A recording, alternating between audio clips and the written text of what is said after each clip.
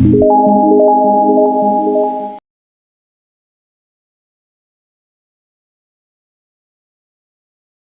Friends, हम आज यहाँ पे जो हमारा गायनेट का न्यू सिलेबस अपडेट हुआ है उसमें हमें जो स्त्री रोग और प्रसूति तंत्र ये जो हमारा सब्जेक्ट है इसमें हमें कौन कौन से टॉपिक्स पढ़ने हैं उसके बारे में यहाँ पे हम डिटेल में जानकारी लेने वाले हैं।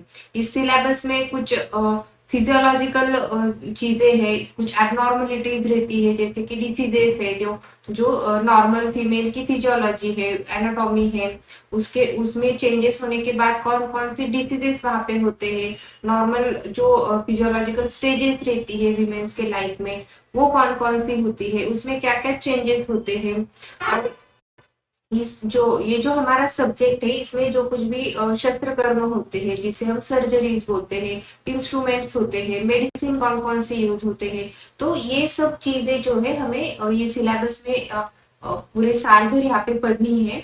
तो इसके बारे में हम यहाँ पे जानकारी लेने वाले हैं। तो स्टार्ट करते हैं। यहाँ पे जो हमारा स्त्री रोग एंड प्रसूति तंत्र का जो पेपर है इसमें हमें दो पेपर्स रहेंगे, जिसमें एक होगा पूरा प्रसूति तंत्र का और एक होगा पूरा स्त्री रोग का। तो प्रसूति तंत्र में जो टॉपिक्स इंक्लूड रहेंगे वो प्रेगनेंसी के बारे में और वहां पे जो गर्भ है, गर्भ विज्ञान वगैरह ये सब चीजें, तो इसके रिगार्डिंग जो कुछ भी टॉपिक्स यहाँ पे रहेंगे वो प्रसूति तंत्र पेपर 1 में हमें पढ़ने हैं। और जो हमारा नेक्स्ट पेपर है स्त्री रोग का, तो इसमें जो गायनेकोलॉजिकल पूरे टॉपिक्स है जिसमें मेंस्ट्रुअल साइकिल्स है, मेंस्ट्रुअल साइकिल्स की एबनॉर्मलिटीज है और जो गायनेकोलॉजिकल डिसऑर्डर्स रहते हैं उसको हमें पेपर 2 में यहाँ पे पढ़ना है। तो ऐसे करके हमारा टोटल 200 मार्क्स की हमें यहाँ पे थ्योरी और 200 मार्क्स का प्रैक्टिकल, ऐसे करके हमें ये टोटल 400 मार्क्स का जो हमें स्त्री रोग और प्रसूति तंत्र ये सब्जेक्ट है ये यहाँ पे रहने वाला है।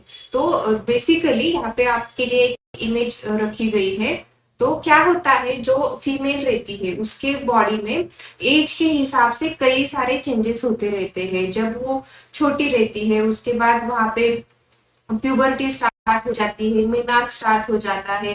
तो इस टाइम पे क्या क्या वहां पे चेंजेस होते हैं, उसके बाद प्रेगनेंसी के बारे में यहाँ पे हमें पढ़ना है। तो प्रेगनेंसी जब रहती है तो वहां पे क्या क्या चेंजेस होते हैं, प्रेगनेंसी रहने के लिए कौन कौन सी चीजें इंपॉर्टेंट होती है, प्रेगनेंसी नहीं रहती है तो क्या क्या प्रॉब्लम हो सकते हैं।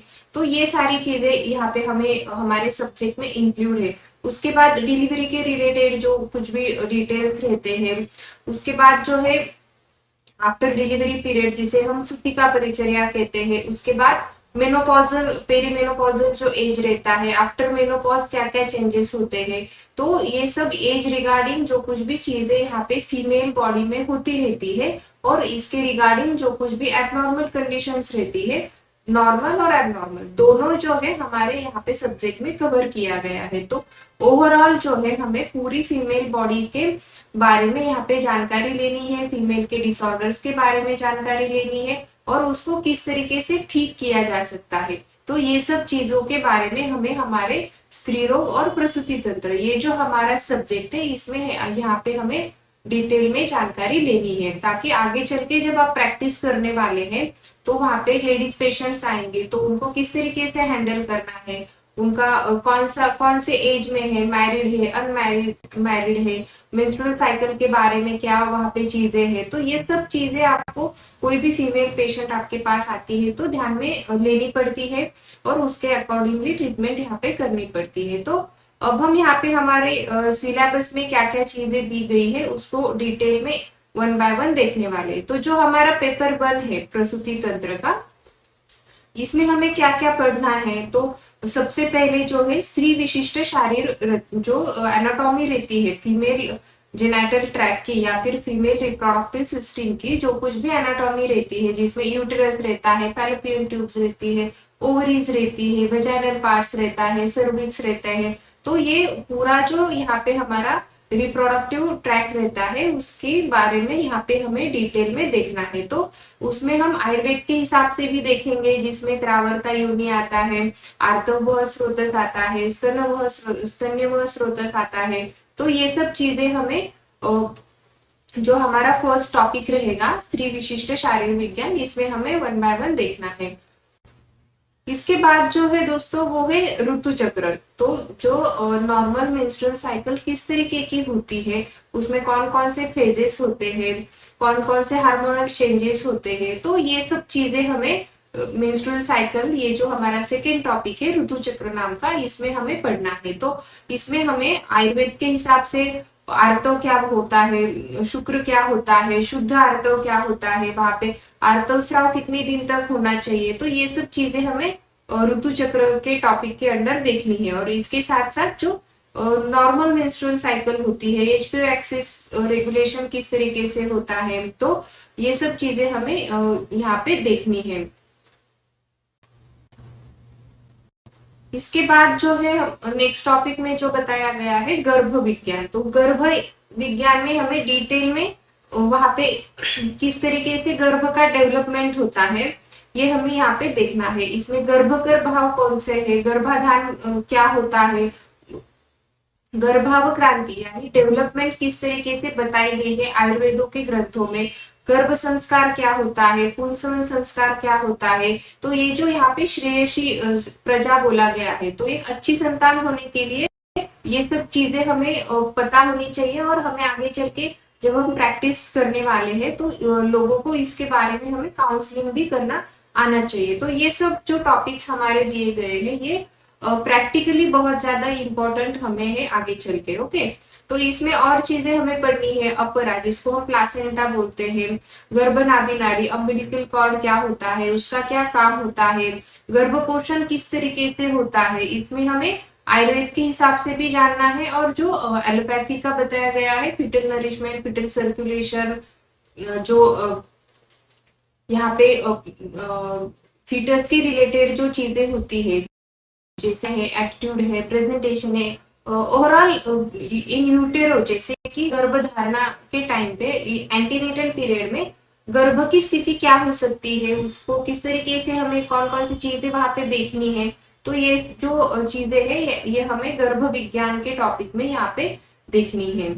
इसके बाद है दोस्तों गर्भिणी विज्ञान। तो गर्भिणी विज्ञान में जैसे हमने गर्भ के बारे में डिटेल में देखा, वैसे ही हमें गर्भिणी विज्ञान में गर्भिणी के बारे में यानी जो प्रेग्नेंट लेडी है उसके बारे में यहाँ पे डिटेल में देखना है। तो इसमें क्या क्या है, गर्भिणी निदान, गर्भिणी लक्षण, गर्भ उपघात कर भाव, गर्भ विकृति, तो ये सब चीजें जो है हमें इस टॉपिक के अंदर देखनी है।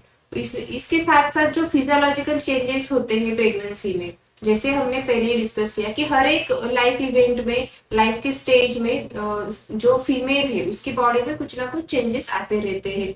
तो वैसे ही प्रेगनेंसी जब रहती है, लेडी प्रेग्नेंट रहती है, तो उसमें फिजियोलॉजिकल चेंजेस कौन कौन से आते हैं, वो प्रेग्नेंट है किस तरीके से हम डायग्नोस कर सकते हैं, तो ये सब चीजें हमें इस टॉपिक में पढ़नी है। इसके साथ साथ जो गर्भिणी परिचर्या रहती है, जिसमें हमें किस तरीके से, जैसे हमारी दिनचर्या बताई गई है, ऋतुचर्या बताई गई है, वैसे ही गर्भिणी परिचर्या यानी कि जो 9 मंथ का पीरियड होता है उसमें जो गर्भिणी है उसने कौन कौन सी चीजें करनी चाहिए, कौन सी चीजें नहीं करनी चाहिए, ये सब चीजें जो है हमें गर्भिणी परिचर्या के अंदर यहाँ पे देखनी है। इसके साथ साथ जो एंटीनेटल केयर बताई गई है उसमें हमें इम्यूनाइजेशन, वहाँ पे वैक्सीन कौन कौन से लेने चाहिए, किस तरीके से एंटीनेटल चेकअप्स होने चाहिए, कौन कौन से इन्वेस्टिगेशंस हमें वहाँ पे करने चाहिए, सोनोग्राफी है, ब्लड टेस्ट है, तो ये किस तरीके से कौन से टाइम पे कौन सी टेस्ट करवाना है, विजिट को कब आना है क्लिनिक में, ये सब चीजें जो है हमें एंटीनेटल केयर में पढ़नी रहती है। इसके साथ साथ जो लेडी रहती है उसको नॉर्मल डिलीवरी के बारे में या फिर ओवरऑल डिलीवरी के प्रोसेस के बारे में काउंसलिंग करना, ये सब चीजें हमें यहाँ पे देखनी है। तो इस तरीके से गर्भ विज्ञान हो गया, गर्भिणी विज्ञान हो गया। अब है गर्भ व्यापक। तो हमने नॉर्मल गर्भ विज्ञान देखा था, अब हम देखेंगे गर्भ व्यापक यानी कि जो फीटस रहता है उसमें पैथोलॉजिकल कंडीशंस क्या क्या बन सकते हैं। तो इसमें जो है गर्भस्राव, गर्भपात, ये कंडीशंस हो सकती है जिसको हम एबॉर्शन बोलते हैं। तो एबॉर्शन के बारे में भी हमें डिटेल में देखना है। एबॉर्शन का एक एमटीपी एक्ट बताया गया है, ये आपको पता होना चाहिए। ये आपको थ्योरी पेपर्स में और वाइवा में और प्रैक्टिकली जब आप प्रैक्टिस करने वाले हो तब भी आपको ये सब चीजें बहुत इंपॉर्टेंट रहती है। इसके साथ साथ गर्भ व्यापक बताए गए हैं, वो कौन कौन से हैं, उसमें हमें क्या चीजें देखने को मिलती है, हम उसको किस तरीके से मैनेज कर सकते हैं, तो ये चीजें हमें जो है गर्भ व्यापक में यहाँ पे देखनी है। तो इसके साथ साथ जो एलोपैथी के हमारे टॉपिक्स है, इंट्रायूटेराइन ग्रोथ रिस्ट्रिक्शन, यानी कि पेट में ही बच्चे की जो ग्रोथ रहती है वो रिस्ट्रिक्ट हो जाती है, आगे ग्रोथ होती नहीं है। ऑलिगोहेड्रामनास, जैसे कि बच्चे के बाजू में जो पानी रहता है, एमनियोटिक फ्लूइड हम जिसे कहते हैं, वो कम होता है। अगर वो ज्यादा होता है तो उसे हम पॉलीहेड्रोमनस बोलते हैं, सॉरी। तो ये सब चीजों में हमें किस तरीके से पैथोलॉजी वहां पे बनती है, कैसे वहां पे हमें उसको डायग्नोस करना है, कैसे उसकी ट्रीटमेंट करनी है, उसकी सिवियरिटी कितनी होती है, ये सब चीजें हम यहाँ पे देखने वाले हैं। इसके बाद जो है वो RH incompatibility, ectopic pregnancy, gestational trophoblastic diseases, तो ये जो चीजें रहती है ये क्या होती है, इसमें हमें कैसे मैनेज करना है, ये हम यहाँ पे जब हम इसमें इसके टॉपिक पे लेक्चर देखेंगे तो डिटेल में इसकी जानकारी लेने वाले हैं। अंतर्मृत गर्भ, जैसे अंतर्मृत गर्भ यानी कि क्या, पेट में ही वहां पे बेबी की डेथ हो गई है, जिसे हम इंट्रायूटेराइन फिटल डिमाइस या फिर फिटल डेथ IUD ऐसे भी कहते हैं। तो इसके बारे में हमें दोनों इससे देखना है, आयुर्वेद के हिसाब से भी और एलोपैथी के हिसाब से भी। तो ये चीजें हमें यहाँ पे डिटेल में देखनी है। इसके बाद है गर्भिणी व्यापक, जैसे हमने गर्भ विज्ञान देखा, गर्भ व्यापक देखे, गर्भिणी विज्ञान देखा, वैसे ही हमें यहाँ पे गर्भिणी व्यापक देखना है।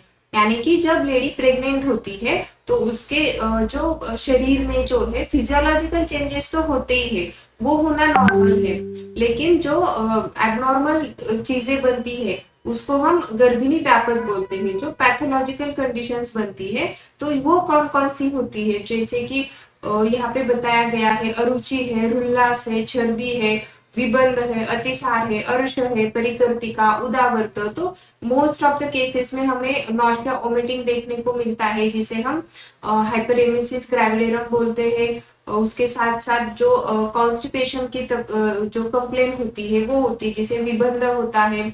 किसी किसी को लूज मोशंस होते हैं प्रेगनेंसी में, तो कोई भी कंडीशन वहां पे बन सकती है, तो उसको किस तरीके से मैनेज करना है वो हमें आना चाहिए। तो ये सब हम गर्भिणी व्यापक के अंदर यहाँ पे देखने वाले हैं। ओके, यहाँ पे वैवर्य है, कंडू है, किकविस, यानी कि स्ट्रेच मार्क प्रेगनेंसी में आते हैं पेट के ऊपर, उसको किकविस बोलते हैं। पांडु है, गर्भिणी ज्वर है, शोथ है, ये सब चीजें हमें यहाँ पे देखनी है डिटेल में। उसके बाद जो है हाइपरटेंसिव डिसऑर्डर्स इन प्रेगनेंसी, जो ब्लड प्रेशर के रिगार्डिंग जो हाई ब्लड प्रेशर वहां पे होता है, वो डिसऑर्डर्स कौन कौन से होते हैं, उसमें क्या क्या कंडीशंस बनती है, ये सब हम इस टॉपिक के अंदर देखने वाले हैं। उसके बाद है हाई रिस्क प्रेगनेंसी, जिसे कि जो हम एंटीनेटल चेकअप के लिए पेशेंट्स आते हैं उसमें हम हाई रिस्क प्रेगनेंसी को अलग से वहां पे नोटिस करते हैं, वहां पे उनको अलग से एक्स्ट्रा केयर लेनी पड़ती है, एक्स्ट्रा विजिट्स देनी पड़ती है। तो ये कौन कौन सी कंडीशंस वहां पे रहती है जो हाई रिस्क प्रेगनेंसी के अंदर आती है, तो ये हम इस टॉपिक के अंदर देखने वाले हैं। उसके बाद है प्रसव पूर्व रक्तस्राव, इसको हम एंटीपार्टम हिमरेज बोलते हैं। जैसे कि लेडी प्रेग्नेंट है और वहां पे प्रेगनेंसी में ही वेजाइनल ब्लड लॉस वहां पे हो रहा है, ब्लीडिंग हो रहा है, तो इसके कई सारे रीजंस हो सकते हैं। और ये जो है APH हम इसे शॉर्ट में कहते हैं, तो इसका फिटस के ऊपर, मदर के ऊपर बैड इम्पैक्ट होता है। तो इसको हमें किस तरीके से मैनेज करना है, ये एक इमरजेंसी कंडीशन रहती है, तो यहाँ पे उसको हमें किस तरीके से हॉस्पिटलाइज करना है, कौन कौन से इन्वेस्टिगेशंस करने हैं, ये सब चीजें हमें यहाँ पे देखना है। उसके बाद होता है, अभी हमने गर्भ देखा, गर्भिणी देखी, उसका नॉर्मल देखा, एबनॉर्मल देखा। उसके बाद है प्रसव विज्ञान, अभी 9 मंथ की प्रेगनेंसी हो गई है तो डिलीवरी का जो टाइम रहता है उसमें कौन कौन सी चीजें रहती है, किस तरीके से लेबर मैनेज हमें करना है, वहां पे कौन कौन से स्टेजेस रहते हैं लेबर के, लेबर का मैकेनिज्म किस तरीके से होता है, उसमें कौन कौन से ड्रग्स यूज किए जाते हैं, और हमारे जो ग्रंथों में सूतिकागार बताया गया है कि लेबर रूम किस टाइप की होनी चाहिए, वहां पे कौन कौन से मेडिसिन होने चाहिए, और जो हमारा नेशनल हेल्थ गाइडलाइंस है उसमें भी लेबर रूम में किस तरीके का सेटअप होना चाहिए और उसमें कौन कौन से मेडिसिन या फिर इंस्ट्रूमेंट्स वहां पे होने चाहिए, ये सब चीजें बताई गई है। तो ये जो ओवरऑल लेबर का टॉपिक है, इसमें हमें फिजियोलॉजी ऑफ लेबर एंड जो मैकेनिज्म है वो भी देखना है। ओके, तो इसमें किस तरीके से उसको मॉनिटर करना है, डिलीवरी के कौन से टाइम पे हमें क्या चीज करनी है, ये सब यहाँ पे हमें पढ़ना है इन डिटेल में। ओके, तो जैसे कि अभी हम लेबर के बारे में पढ़ चुके, तो उसमें लेबर में अगर जो डिलीवरी की प्रोसेस रहती है उसमें अगर कुछ व्यापक बन जाता है, कॉम्प्लिकेशन बन जाता है, तो वो कौन कौन से हो सकते हैं, उसको किस तरीके से मैनेज करना चाहिए, ये सब चीजें प्रसव व्यापक जो हमारा नेक्स्ट टॉपिक है इसमें दिया गया है। तो लेबर के जो कुछ भी कॉम्प्लिकेशंस रहते हैं, जैसे कि पोस्ट टर्म प्रेगनेंसी है, डिलीवरी की डेट हो चुकी है लेकिन वहां पे जो पेन्स रहते हैं प्रेगनेंसी के वो नहीं स्टार्ट हुए हैं, तो ये पोस्ट डेटेड प्रेगनेंसी इसको कहा जाता है। प्री टर्म प्रेगनेंसी यानी कि जो ईडीडी रहती है, एक्सपेक्टेड डेट ऑफ डिलीवरी, वो रहती है उससे पहले ही वहां पे लेबर पेन स्टार्ट हो जाता है या फिर डिलीवरी हो जाती है, तो उसको किस तरीके से मैनेज करना है, बेबी को किस तरीके से हैंडल करना है, ये सब चीजें हम यहाँ पे देखने वाले हैं। गर्भसंग और विलंबित प्रसव यानी कि वहां पे ऑब्स्ट्रक्शन हो गया है कुछ, जिसकी वजह से प्रोलॉन्ग लेबर वहां पे हो रही है, तो ऑब्स्ट्रक्टेड एंड ये जो प्रोलॉन्ग लेबर है इसको किस तरीके से मैनेज करना है ये भी हमें यहाँ पे देखना है। अपरा संघ यानी कि जो प्लासेंटा रहता है वो रिटेन हो गया है, रिटेंशन ऑफ प्लासेंटा इसको हम कहते हैं, तो बाहर नहीं आ रहा है, डिलीवरी के कुछ टाइम बाद वो बाहर आ जाना चाहिए प्लासेंटा, लेकिन वो नहीं आ रहा है, तो उसकी वजह से आगे जो कॉम्प्लिकेशंस हो सकते हैं वो ना हो, इसके लिए ये अपरा संघ को किस तरीके से मैनेज किया जाता है ये हम इस टॉपिक में देखने वाले हैं। पोस्टपार्टम हिमरेज, जैसे हमने एंटीपार्टम हिमरेज देखा डिलीवरी के पहले होने वाला, वैसे ही पोस्टपार्टम हिमरेज ये एक चीज होती है आफ्टर डिलीवरी, अगर वहां पे ज्यादा ब्लड लॉस हो जाता है तो उसके क्या रीजंस हो सकते हैं, उसको किस तरीके से मैनेज करना है, ये सब चीजें हमें प्रसव व्यापक के टॉपिक में यहाँ पे देखनी है। उसके बाद जो है मूढ़ गर्भ, जिसको हम ऑब्स्ट्रक्टेड लेबर कहते हैं, तो इसमें जो है आयुर्वेद का ये जो हमारा टॉपिक है इसमें कौन कौन से टाइप्स बताए गए हैं मूढ़ गर्भ के, उसको किस तरीके से मैनेज वहां पे किया जाता था पहले, वो सब चीजें दी गई है, तो इसको भी हम डिटेल में पढ़ने वाले हैं। ये कभी कभी आपको लॉन्ग आंसर क्वेश्चन में भी पूछा जाता है और उसके टाइप से या ऐसे शॉर्ट आंसर को भी ये पूछा जाता है, तो ये हमें यहाँ पे देखना है। इसके साथ साथ जो एबनॉर्मल प्रेजेंटेशन रहते हैं, जो बेबी रहता है, फिटस रहता है, उसका यहाँ पे जो ब्रीच प्रेजेंटेशन रहता है, परसिस्टेंट ऑसिपिटो पोस्टीरियर पोजीशन, तो normal position, abnormal position foetus की क्या होनी चाहिए डिलीवरी के लिए, ये सब हम यहाँ पे पढ़ने वाले हैं। इसके साथ साथ सीपीडी, जिसे हम सेफेलोपेल्विक डिस्प्रोपोर्शन बोलते हैं, जहाँ पे मदर का जो पेल्विस होता है उसके जो डायमीटर्स रहते हैं और बेबी के हेड के जो डायमीटर्स रहते हैं, इसमें अगर डिस्प्रोपोर्शन आता है, बेबी का हेड बड़ा हो जाता है मदर के पेल्विक के डायमीटर के हिसाब से, तो इसको हम सेफेलोपेल्विक डिस्प्रोपोर्शन बोलते हैं और उसकी वजह से जो है लेबर ऑब्स्ट्रक्ट हो जाती है, नॉर्मल डिलीवरी होने में प्रॉब्लम आती है। तो ये जो कंडीशन है इसके बारे में भी हम यहाँ पे डिटेल में जानने वाले हैं। उसके बाद जो है मूढ़ गर्भ के उपद्रव कौन कौन से होते हैं, जैसे गर्भकोश अपरा संघ है, मक्कल है, योनि संवरण है, ये सब चीजें हमें देखनी है।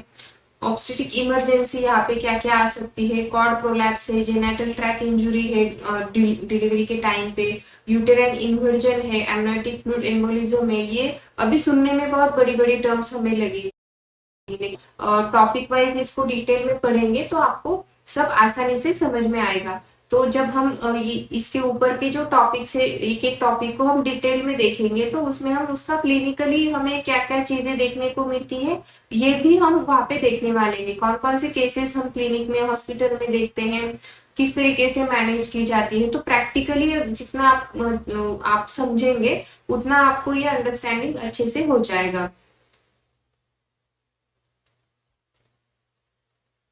इसके बाद जो है इंडक्शन ऑगमेंटेशन ऑफ लेबर क्या होता है, जैसे वहां पे लेबर स्टार्ट नहीं हुई है, पोस्टम प्रेगनेंसी है, या फिर वहां पे जो लेबर को हमें बढ़ाना है, लेबर के प्रोसेस को एस्कालेट करना है, तो यहाँ पे किस तरीके से हमें मैनेज करना है वो यहाँ पे हमें देखना है। जिसमें फोर्सेप्स यूज होते हैं डिलीवरी में, वो क्या होता है, सीजरियन सेक्शन क्या होता है, वैक्यूम डिलीवरी क्या होती है, ये सब हम यहाँ पे देखने वाले हैं। तो अभी डिलीवरी हो गई, उसके बाद जो है सूतिका, यानी कि आफ्टर डिलीवरी का जो पीरियड रहता है उसको हम सूतिका परिचर्या बोलते हैं। तो इसमें हमें किस तरीके से मैनेज करना है, सूतिका क्या होती है, सूतिका का पीरियड कितना होता है, उसमें कौन कौन से चेंजेस होते हैं, पोस्टनेटल केयर हमें क्या करनी चाहिए, कौन से मेडिसिन लेने चाहिए, और सबसे इम्पोर्टेंट टॉपिक जो होता है कॉन्ट्रासेप्शन का, वहां पे प्रेगनेंसी अभी नहीं रहे कुछ दिनों के लिए, उसके लिए क्या क्या वहां पे चीजें होती है वो हमें आफ्टर डिलीवरी जो प्रेग्नेंट जो लेडी रहती है या फिर जो कपल रहता है उनको समझानी रहती है, जिसमें कोऑपरेटिव होती है, या फिर अगर फैमिली कंप्लीट हो गई है तो हम वहाँ पे ट्यूबेक्टोमी जैसे स्टरलाइजेशन ऑपरेशन है, ये सब चीजें कर सकते हैं। तो ये हमें कॉन्ट्रासेप्शन के बारे में भी अवेयर वहाँ पे पेशेंट को करना रहता है।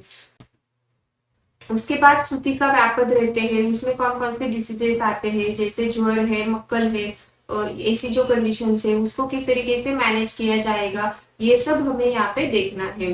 तो ये जो चीजें हैं अभी तक हमने इसमें गर्भ नॉर्मल जो चीजें हैं देखी, गर्भ के बारे में, गर्भिणी के बारे में, उसके बाद जो नॉर्मल फिजियोलॉजी है लेबर की वो हमें पढ़ना है। उसके बाद जो एबनॉर्मल चीजें बनती है गर्भ के बारे में, गर्भिणी के बारे में, लेबर के बारे में और सूतिका के बारे में, ये यहाँ पे हमें देखना है। उसके साथ साथ सूतिका में इम्पोर्टेंट क्या होता है कि ब्रेस्ट मिल्क सिक्रीशन वहां पे होना चाहिए प्रॉपर तरीके से, तभी जो मदर है वो बेबी को अच्छे से फीडिंग दे पाएगी। तो उसके बारे में यहाँ पे हमारे ग्रंथों में डिटेल में बताया गया है कि स्तन्य क्या होता है, स्तन्य संपत क्या होता है, स्तन्य की रिगार्डिंग स्तन्य दुष्टि जो रहती है वो क्या होती है, वो अगर हमें देखने को मिलती है तो उसको किस तरीके से हमें मैनेज करना है, ये सब चीजें हमें यहाँ पे देखनी है। तो लैक्टेशन की physiology, breast feeding techniques mother को बताने हैं, स्तन्य दुष्टि, स्तन्य शोथ, स्तन्य विद्रदी, इसके साथ साथ मैस्टाइटिस और ब्रेस्ट एक्सेस, ये जो पूरे टॉपिक है हमें यहाँ पे जो हमारा प्रसूति तंत्र का पेपर 1 है उसमें यहाँ पे देखने हैं। तो इस तरीके से पूरा ये हमारा पेपर 1 यहाँ पे कंप्लीट होता है, और इसका जो यूज है हमें डे टू डे प्रैक्टिस में बाद में बहुत ज्यादा होता है। इसके लिए हमें ये सब टॉपिक जो है अच्छे से पढ़ने हैं और उसका प्रैक्टिकल इम्प्लीमेंटेशन हमें कैसे करना है, तो ये सब चीजें हमें यहाँ पे 1 बाय 1 देखनी है।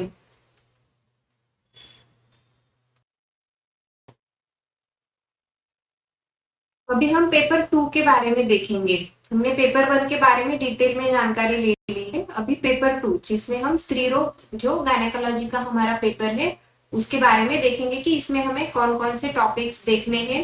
तो सबसे पहले जो है हमें इसमें देखना है कि जो रिप्रोडक्टिव ऑर्गन्स है हमारी उसकी डेवलपमेंट किस तरीके से होती है। हमने एनाटॉमी के बारे में पहले पेपर में डिटेल में पढ़ लिया है, तो अभी हम यहाँ पे क्या पढ़ेंगे कि जो डेवलपमेंट है फीमेल रिप्रोडक्टिव सिस्टम जो है वो किस तरीके से डेवलप होती है, उसमें कौन कौन सी एनोमलीज वहां पे हो सकती है, एबनॉर्मलिटीज वहां पे हो सकती है, तो इसको हमें यहाँ पे 1 बाय 1 देखना है।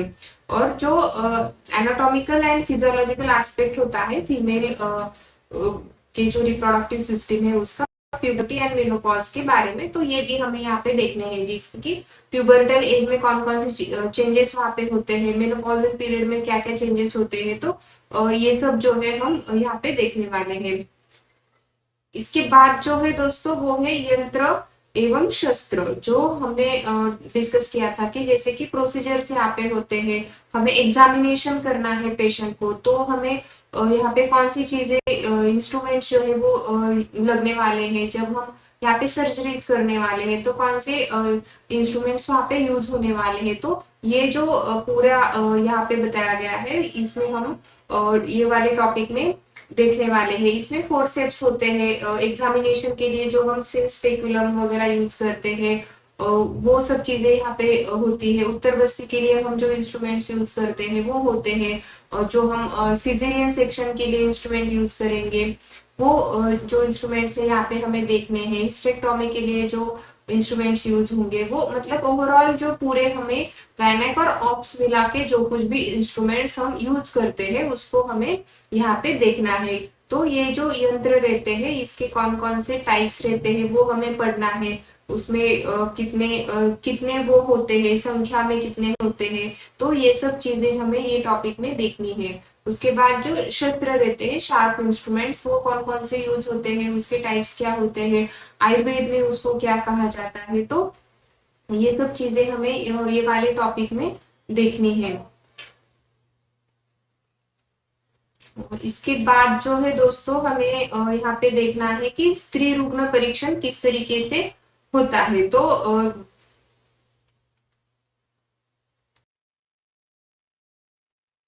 इसके बाद जो है स्त्री रुग्ण परीक्षण, जो गायनेकोलॉजिकल एग्जामिनेशन रहता है वो किस तरीके से करना है, पेशेंट की हिस्ट्री कैसे लेनी है, कौन कौन सी चीजें हमें पेशेंट को पूछना जरूरी है, तो ये सब जो चीजें हैं हम यहाँ पे डिटेल में देखने वाले हैं, जो हमारा गायनेकोलॉजिकल एग्जामिनेशन का जो टॉपिक रहने वाला है उसमें। ओके, तो इसमें जेनाइटल ऑर्गन्स को एग्जामिन करना, ब्रेस्ट एग्जामिनेशन करना, एब्डोमेन से एग्जामिन करना, वजाइनली एग्जामिन करना, ये सब चीजें इंक्लूड होती है।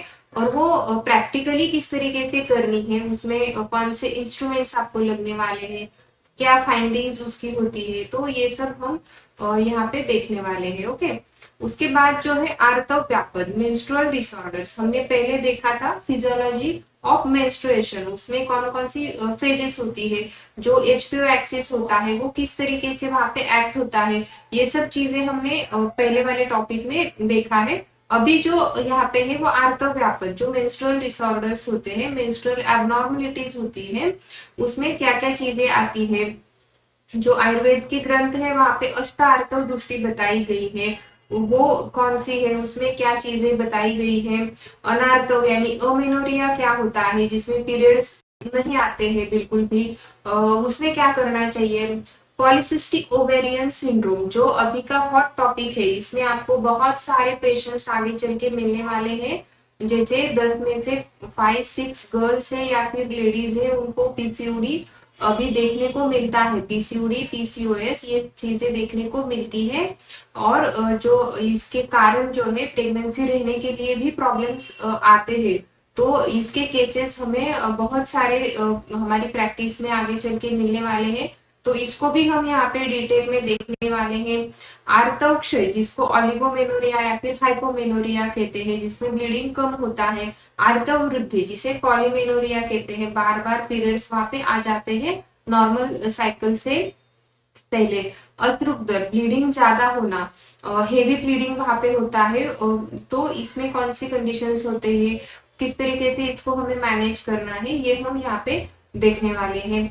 ओके, तो इसके बाद जो टॉपिक है दोस्तों वो है रजो निवृत्ति, मेनोपॉज। तो ये इसमें फिजियोलॉजिकल चेंजेस कौन कौन से वो लेडीज की बॉडी में आते हैं, ये हमें यहाँ पे देखना है। एनाटॉमिकल चेंजेस क्या क्या आते हैं, हार्मोनल सप्रेशन वहां पे हो जाता है फिजियोलॉजिकली, तो उसकी वजह से क्या क्या बॉडी पे दूसरी सिस्टम्स के ऊपर उसका क्या इम्पैक्ट होता है, ये सब चीजें हमें मेनोपॉज के टॉपिक में यहाँ पे देखनी है। मेनोपॉजल सिंड्रोम किसे बोलते हैं ये हमें देखना है। मेनोपॉजल जो सिम्टम्स वहां पे बनते हैं उसको किस तरीके से मैनेज करना है, और रसायन किस तरीके से मेनोपॉजल लेडीज में हमें यूज करना है, ये सब चीजें हमें मेनोपॉज के टॉपिक में देखनी है।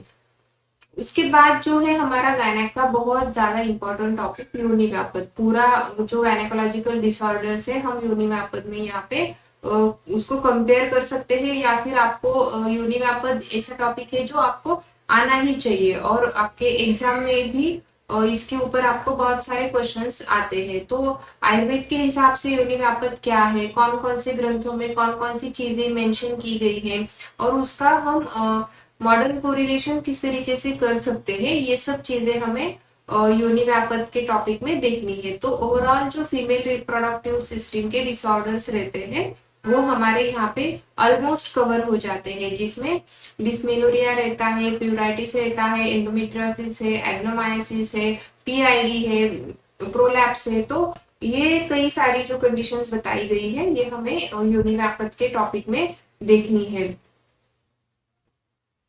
और डे टू डे प्रैक्टिस में भी इसके हमें कई सारे केसेस देखने को मिलते हैं, तो इसके लिए ये टॉपिक भी हमारे लिए बहुत ज्यादा इम्पोर्टेंट है। तो कोई कोई टॉपिक आपको एग्जाम के लिए ज्यादा अच्छे से प्रिपेयर करने हैं, कोई कोई टॉपिक्स जो है वो हमें प्रैक्टिस के लिए बहुत ज्यादा इम्पोर्टेंट रहते हैं। थियोरटिकली उतना हमने उसका नहीं भी किया डिटेल में, लेकिन प्रैक्टिकली उसके केसेस हमें मैनेज करने आने चाहिए। ऐसे सब टॉपिक्स हमारे सिलेबस में रहते हैं। तो वंध्यत्व है, इनफर्टिलिटी, इसके भी केसेस हमें कई सारे देखने को मिलते हैं, जिसमें हमें आयुर्वेदिक ट्रीटमेंट किस तरीके से करना है, एलोपैथी का ट्रीटमेंट किस तरीके से करना है, ये सब चीजें हमें यहाँ पे देखनी है। तो इनफर्टिलिटी में फीमेल फैक्टर्स कौन कौन से होते हैं, मेल फैक्टर कौन कौन से होते हैं, उसमें हमें इवेल्युएशन यानी रिपोर्ट्स क्या क्या करवाने हैं, पेशेंट के इवेल्युएशन क्या क्या करना है, कब प्रेगनेंसी रहने के लिए यानी कि इनफर्टिलिटी अगर है तो वहां पे ट्रीटमेंट कब स्टार्ट करनी चाहिए, कौन सी ट्रीटमेंट देनी चाहिए, वहां पे हम आयुर्वेदिक क्या कर सकते हैं, एलोपैथी के हिसाब से क्या क्या कर सकते हैं। तो ये सब चीजें यहाँ पे हमें देखनी है। असिस्टेड रिप्रोडक्टिव टेक्निक्स यानी कि अभी जो फर्टिलिटी ट्रीटमेंट्स डेवलप हो रहे हैं जिसमें आईवीएफ वगैरह है, तो आईवीएफ में भी जो इसके बारे में हम डिटेल्स में पढ़ेंगे, उसमें इक्सी वगैरह ये सब चीजें होती है। तो ये क्या होती है, किस तरीके कौन से पेशेंट को हमें वहां पे रेफर करना चाहिए, ये जो चीजें रहती है ये हमें यहाँ पे इनफर्टिलिटी का जो हमारा टॉपिक रहेगा इसमें हम देखने वाले हैं। ओके। उसके बाद है दोस्तों व्याधि विनिश्चय उपाय यानी कि डायग्नोस्टिक टूल कौन कौन से होते हैं हमारी गायनेकॉप्स के पेपर में, या फिर जो ये हमारा वास्ट सब्जेक्ट है इसमें हमें पेशेंट अगर कोई कंप्लेन लेके आती है, उसको अगर वो हमें डायग्नोस करना है कि इसको क्या एग्जैक्ट हुआ है, तो इसमें कौन कौन से हमें इन्वेस्टिगेशंस करना इम्पोर्टेंट रहता है वो हम यहाँ पे देखेंगे, जिसमें पैप्समेयर रहता है, कोल्पोस्कोपी रहता है, सर्वाइकल बायोप्सी रहती है, एंडोमेट्रियल बायोप्सी है, एचएसजी है, जैसे ट्यूब्स ओपन है या नहीं है उसको देखने के लिए हमें हिस्टेरोसाइक्लोग्राफी ये टेस्ट करवाना पड़ता है। अल्ट्रासोनोग्राफी है जिसे हम सोनोग्राफी बोलते हैं। तो ये चीजें हमें यहाँ पे करनी पड़ती है। हिस्टेरोस्कोपी है, लैप्रोस्कोपी है, एमआरआई है, सीटी स्कैन है। तो कौन सी चीज कब करनी है, कौन से डिसीज के लिए इम्पोर्टेंट है, ये सब हम वो टॉपिक जब हम देखने वाले हैं उसमें डिटेल में देखेंगे। उसके बाद है दोस्तों स्थानिक उपक्रम यानी कि जो स्थानिक चिकित्सा हमारे आयुर्वेद में बताई गई है वो कौन सी होती है, कौन सी कंडीशन में ये चीजें हमें करनी है ये भी हमें देखना है। तो इसमें क्या क्या होता है कि योनि धावन होता है, योनि प्रक्षालन होता है, योनि पीचू होता है, योनिवर्ती लेपन, योनि अवचूर्णन, योनि पूरन, योनि धूपन, ये जो कंडीशंस रहते हैं। और उत्तर बस्ती सबसे इंपॉर्टेंट है, उत्तर बस्ती। तो ये चीजें हमें कब करनी है, कौन सी कंडीशंस में करनी है, इसमें कौन से मेडिसिन यूज होते हैं, ये सब जो है हम जब वो स्थानिक चिकित्सा का हम टॉपिक देखेंगे उसमें डिटेल में इसके बारे में जानने वाले हैं। ओके। उसके बाद जो है benign and malignant lesions of female reproductive system. तो इसमें बिनाइन और मैलिग्नेंट यानी कैंसरस और non cancerous lesions reproductive tract के कौन कौन से होते हैं इसके बारे में भी हमें यहाँ पे देखना। इसमें प्रिवेंशन ऑफ मैलिग्नेंसीज के लिए हम क्या कर सकते हैं, वैक्सीनेशन कौन कौन से यहाँ पे देने चाहिए। तो ये सब चीजें हम यहाँ पे देखने वाले हैं। उसके बाद है गुह्य रोग। गुह्य रोग यानी कि सेक्सुअली ट्रांसमिटेड डिसीजेस। तो वो कौन कौन से होते हैं, उसमें प्रिवेंशन करने के लिए क्या उपाय हम कर सकते हैं, वो डिसीज होने के बाद हम कौन से वहाँ पे डायग्नोस करने के लिए कौन से टेस्ट हम वहाँ पे करेंगे, कौन से मेडिसिन हम उसको देंगे। तो ये सब चीजें जो है आयुर्वेद और एलोपैथी के हिसाब से हमें यहाँ पे देखनी है। ओके। उसके बाद है योनिस्राव जिसको हम वजाइनल डिस्चार्ज बोलते हैं। तो ये जो श्वेत प्रदर रहता है उसमें हमें ल्यूकोरिया हम जिसको कह सकते हैं, तो इस इन्फेक्टिव है, नॉन इन्फेक्टिव है, फिजियोलॉजिकल है, पैथोलॉजिकल है, ये सब चीजें जो है हमें ये वाले टॉपिक में देखनी है। इसमें हमें ट्रीटमेंट कैसी करनी है ये भी हम यहाँ पे डिटेल में देखेंगे। ओके, उसके बाद स्तन रोग है, जो जो ब्रेस्ट डिसऑर्डर्स रहते हैं उसको स्तन रोग कहा जाता है। तो इसमें हमें क्या क्या देखने को मिलता है, स्तन कीलक है, स्तन ग्रंथि है, फाइब्रोएडिनोमा है, स्तन का अर्बुद है, जिसमें जिसको ब्रेस्ट कार्सिनोमा कहा जाता है। तो इस ये जो चीजें हैं हम यहाँ पे डिटेल में देखने वाले हैं। उसके बाद जो है शस्त्रकर्म, तो यहाँ पे हमें कौन कौन से प्रोसीजर्स इम्पोर्टेंट रहते हैं गायनेकोलॉजी के हिसाब से। तो जो इंस्ट्रूमेंट्स हम यूज करते हैं उसका स्टरलाइजेशन किस तरीके से होना चाहिए, ऑटोक्लेव क्या होता है, इंस्ट्रूमेंट किस तरीके से हैंडल करने चाहिए, और ये सब चीजें हम यहाँ पे देखने वाले हैं। ओटी कॉम्प्लेक्स में किस तरीके से जाना चाहिए, क्या चीजें प्रोटोकॉल्स वहां पे हमने फॉलो करने चाहिए, ये सब चीजें देखने वाले हैं। ओके, और जो ऑपरेटिव्स है उसमें हमें क्या क्या देखना है, डायलिटेशन एंड क्यूरेटिव जिसे हम डीएनसी कहते हैं, कॉटराइजेशन ऑफ सर्विक्स ये हमें देखना है, ट्यूबेक्टोमी, वैसेक्टोमी, जो स्टरलाइजेशन के प्रोसीजर्स रहते हैं जो बच्चा ना हो आगे चल के इसके लिए किए जाते हैं, वो यहाँ पे हम डिटेल में देखने वाले हैं। हिस्टेक्टोमी यहाँ पे हम देखने वाले हैं, हिस्टेक्टोमी एब्डोमेन से भी होती है, वजाइना से भी होती है, तो इसके बारे में हम डिटेल में देखने वाले हैं। मायोमेक्टोमी है, यानी कि अगर यूटेरस में फाइब्रॉइड है तो उसको अगर हम निकालते हैं तो उसको मायोमेक्टोमी बोलते हैं।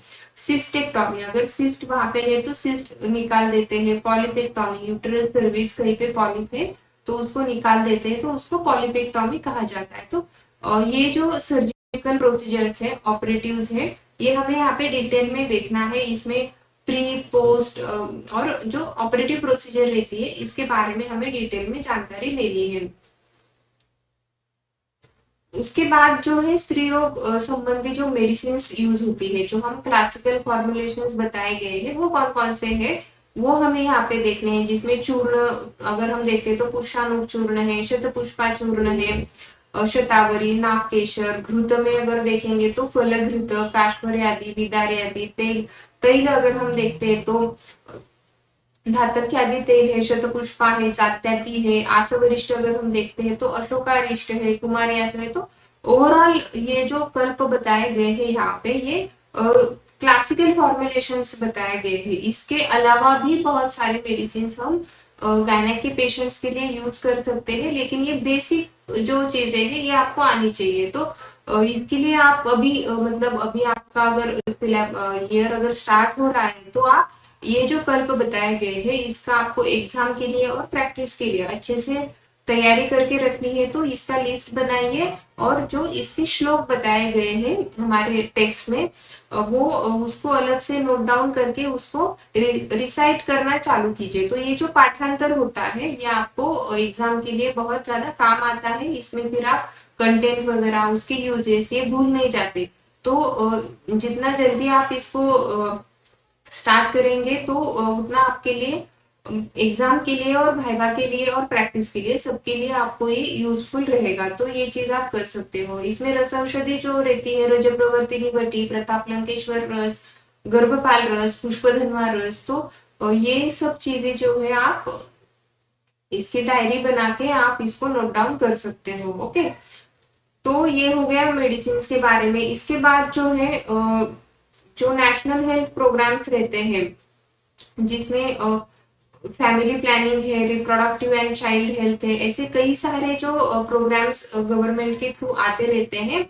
इसके बारे में हमें वहाँ पे जानकारी लेनी है, वो हमें एज अ प्रैक्टिशनर भी पता होने चाहिए और एग्जाम के लिए भी ये प्रोग्राम्स के ऊपर क्वेश्चन आ सकता है। तो ये हमें यहाँ पे देखना है नेशनल मैटरनल हेल्थ प्रोग्राम्स के अंडर। ओके, इसके बाद जो है मेडिकल इथिक्स क्या होते हैं, रिकॉर्ड कैसे मेंटेन करना है गायनेक एंड ऑप्स के पेशेंट्स के बारे में, तो ये सब हम यहाँ पे देखने वाले हैं। क्योंकि यहाँ पे पेशेंट का रिकॉर्ड हमें क्यों इम्पोर्टेंट होता है, उसका हिस्ट्री हमारे पास स्टोर होना चाहिए। उसने हमें हमने उसे क्या क्या मेडिसिन दिए हैं, कुछ प्रोसीजर उसका हुआ है, ये सब चीजें उसकी हमने कंसेंट ली थी क्या, तो ये सब चीजें हमें इम्पोर्टेंट होती है गायनेक के रिगार्डिंग। जो कुछ भी हमारे सर्जिकल प्रोसीजर्स होते हैं उसमें हमें पेशेंट से रिलेटिव से कंसेंट लेनी पड़ती है, हमें पेशेंट को हर एक चीज इन्फॉर्म करनी होती है, और जो डे टू डे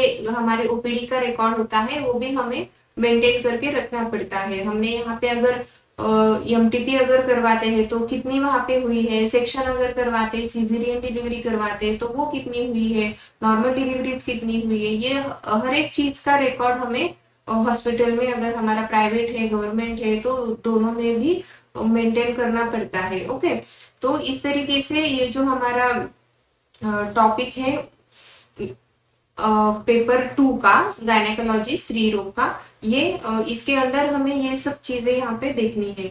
जैसे पेपर 1 में हमने पूरा डिलीवरी के बारे में, उसके फीटस है, गर्भिणी है, गर्भ है, उसके बारे में देखा। उसी तरीके से हमें यहाँ पे जो है जो गायनेकोलॉजिकल प्रॉब्लम्स है वुमन के लाइफ में आने वाले, उसको हो सकते हैं ऐसे मेंस्ट्रुअल डिसऑर्डर्स है, एंडोमेट्रियोसिस है, एडेनोमाइसिस है, जो इंस्ट्रूमेंट्स वगैरह है, जो सर्जिकल पार्ट है हमारा गायनेक के पेपर का, वो हमें सेकेंड पेपर में यहाँ पे देखना है। तो इसको आप अभी से थोड़ा थोड़ा रीड करना स्टार्ट करो, अभी से लेक्चर्स देखना स्टार्ट करो, और इसके आपके हिसाब से भी आप नोट्स बना सकते हो, नहीं तो जो हमारे लेक्चर के नोट्स रहते हैं वो भी आप यूज करके आपका स्टडी कर सकते हो। तो सबको all the best for your gynaec and ops journey. Okay, thank you.